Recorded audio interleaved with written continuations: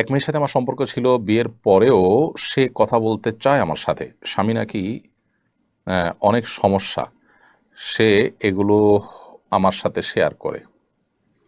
আমি কি তার সাথে এভাবে সম্পর্ক রাখতে পারবো?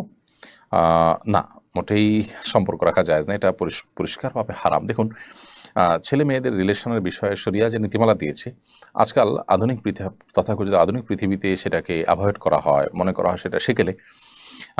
এ পরিণতি সেকেলে মনে করে যারা এ বাঁধ তুলে দিতে চান, শরিয়ার এই সীমানাকে তুলে দিতে চান, তার পরিণতি কি সেটা তিনি আলোর মতো পরিষ্কার। অতএব আমরা এই জাতীয় ক্ষেত্রে সর্বোচ্চ সতর্ক থাকবো এবং নিজের আমলকে বাঁচানোর চেষ্টা করবো। একজন মুসলিম হিসাবে আপনার জন্য এটা পরিষ্কারভাবে হারাম। কোনো মেয়ের সাথে এভাবে আপনি যোগাযোগ করতে পারেন না।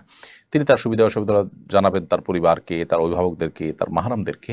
আপনি গায়রে মাহারাম হলে আপনার জন্য এইগুলোতে ইনভলভ হওয়া যায় না, কারণ আপনি নিজের অজান্তে এখানে গুনাহে লিপ্ত হয়ে যাবেন।